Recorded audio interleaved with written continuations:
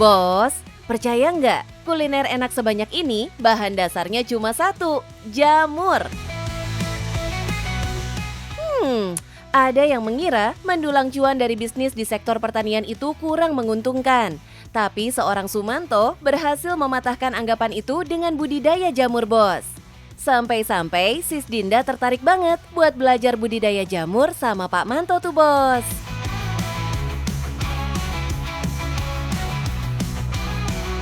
Ubur-ubur ikan lele, inilah budidaya jamur yang cuannya gede, Le. Halo bos, dari lahan sempit yang panen 1-5 kilo, saat ini kita sudah bisa panen 1.100 kilo. Penasaran? Tetap di cuan bos.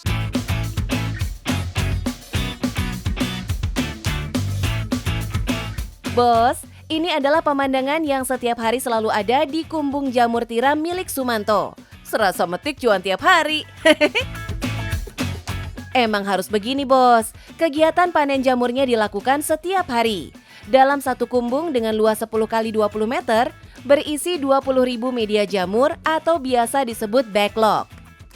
Awalnya, kumbung diisi backlog secara bersamaan dalam satu waktu.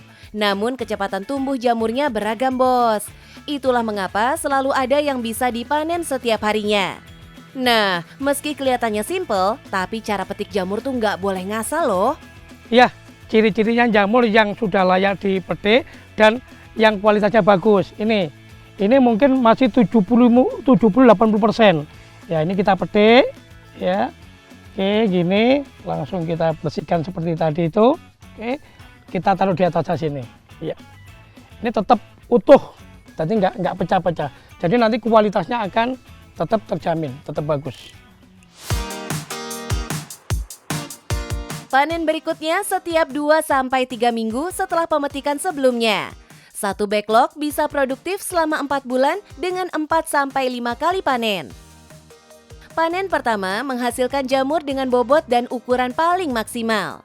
Panen berikutnya, ukuran dan bobot jamur semakin kecil. Nah, setelah itu baru deh saatnya penggantian backlog baru. Mungkin yang ini, Bang. Oh, ini yang baru muncul. Umur dua harian lah ya. 2 hari segini. Nanti 3 hari segini. Ini dulu mungkin. Nah, ini iyalah, oke boleh lah. Ini agak gedean, ya kan? Terus ini agak gedean lagi. Ya, ini kita panen besok ini. Oh, ini besok udah gede. Iya, ini besok udah gede.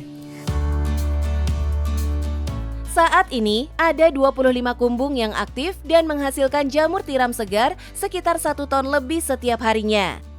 Jika harga jamur tiram segar saat ini Rp13.000 per kilogramnya, kebayang ya bos berapa banyak cuan yang ngumpul dari panen jamurnya? Sampai situ doang? Enggak dong. Bisnis budidaya jamur ternyata cuannya bukan cuma dari menjual jamurnya aja ya bos. Pak Manto juga menjual backlog yang menjadi media tanamnya. Setiap hari tempat pembuatan backlog ini menghasilkan 7.000 backlog. Backlog merupakan media tanam jamur yang terbuat dari campuran serbuk kayu, bekatul, dan kapur. Setelah disaring dan diaduk, backlog kemudian dikemas seperti ini, bos.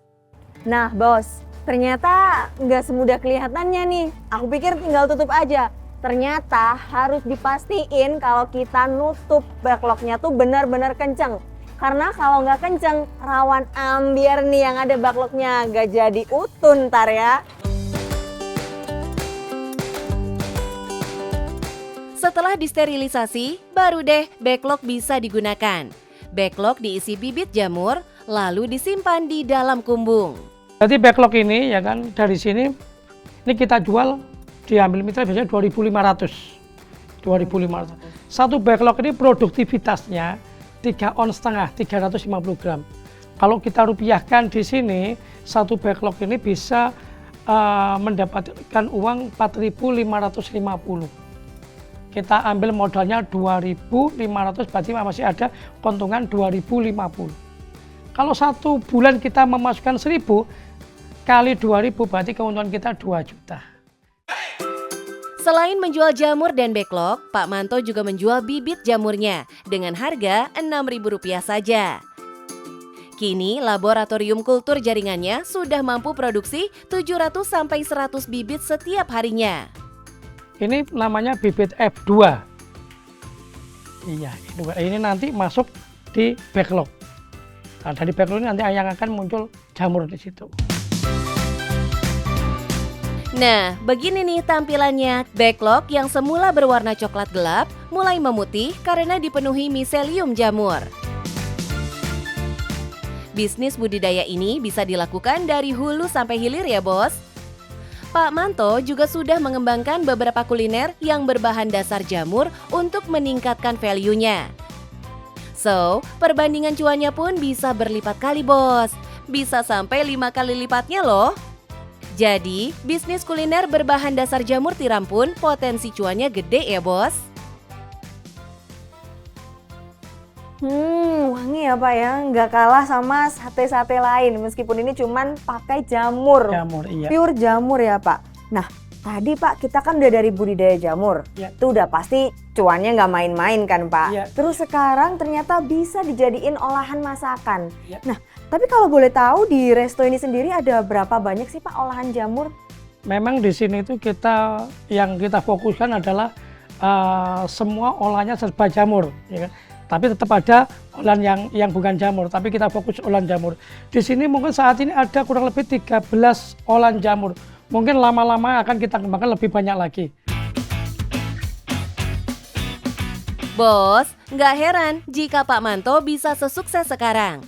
Sejak usia muda, Doi emang seorang pekerja keras dan terbiasa berbisnis. Waktu saya kecil saya istilahnya rodong grundel. Kenapa saya kok jadi anak orang nggak punya, ya kan? Itu waktu kecil saya rodong grundel dibanding teman-teman saya yang main macam-macam, saya masih bantu orang tua. Ternyata Tuhan mempunyai rencana lain, ya kan? Saya lulusan 92, mau nggak mau saya harus kerja. Kerja saya kemana-mana, pernah ke Kalimantan, pernah ke tenaga kesehatan di Tukuli Bangunan pernah. Jiwa bisnis yang telah terasa sejak muda membuat Pak Manto menjadi seorang wirausahawan yang visioner, Bos. Bahkan saat ini, Doi juga sedang giat membuka kelas edukasi sebagai sarananya berbagi ilmu. Kalau bibit, ya kan, apa yang saya bilang tadi, bibit utama, bibit F2, itu pasar kita seluruh Indonesia. Kita kirim Sulawesi juga, Kalimantan juga, ya. Terus yang kedua, kalau backlog itu biasanya Malang Raya plus kadang Probolinggo, Jawa Timur lah, kadang juga kembali kalau backlog. Kalau jamur seger, ini rata-rata Malang Raya sama Surabaya, Sidoarjo, Gresik, Pasuruan, itu kalau yang jamur segernya. Ya. Terus kalau kuliner, ini mimpi kita sih nanti di mana-mana ada warung jamur ayu, bukan hanya di Poncokusumo, di Malang ada, di Gresik ada. Kalau edukasi, memang kalau edukasi ini lebih banyak kita titik beratkan untuk saya berbagi ilmu. Masih banyak mimpi yang belum terwujud. Namun saat ini, Pak Manto bersyukur bisnis yang sudah dibangun hampir 19 tahun membawanya pada kemakmuran dan kehidupan yang jauh lebih baik dari sebelumnya. Alhamdulillah, dulu yang saya mimpi punya sepeda motor aja. Saat ini saya juga ada mobil. Ya. Dulu mimpi naik pesawat, sekarang sudah sering naik pesawat. Alhamdulillah, saya juga beberapa kali, karena saya orang Muslim, beberapa kali umroh, ya sudah berhaji juga. Setelah 2 dekade dari pengalaman wirausahanya, Pak Manto punya prinsip yang selalu Doi pegang hingga saat ini. Kalau mau ada ilmu, itu harus ada masalah. Satu masalah, satu ilmu. Satu kegagalan nanti mesti ada jadi satu kesuksesan. Kenapa saya saat ini mungkin bisa dikatakan sukses? Karena gagal itu sudah saya lalui semua. Jadi saat ini mungkin waktunya saya menikmati.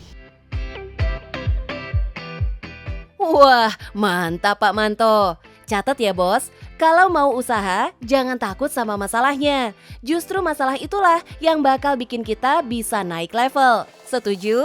Mana rasanya Mbak Dinda? Enak banget Pak, meskipun semuanya ini dari jamur ya Pak, tapi tiap makanan juga punya ciri khas sedapnya masing-masing. Mulai dari sate jamur, pentol, sampai ke jamur crispy-nya pun enak semua sih Pak, saus-sausnya apalagi.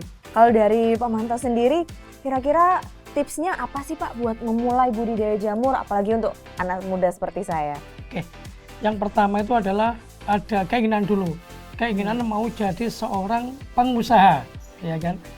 Jadi kalau udah ada keinginan mungkin jadi pengusaha, nanti di situ pasti ada masalah-masalah dan masalah itu pasti akan bisa dilalui. Seorang bisnis itu seperti kehidupan. Jadi pertama kita itu harus kecil dulu. Kalau langsung besar itu namanya bukan bisnis tapi sulapan. Ya. Jadi satu dari kecil dulu, dari kecil pelan tapi pasti nanti akan ada hasilnya. Yang paling penting juga harus ada gurunya. Harus ada mentornya. Gurunya jangan medsos. Di medsos boleh, tapi harus juga langsung ke praktisi. Dan yang paling penting juga Cuan, Bos.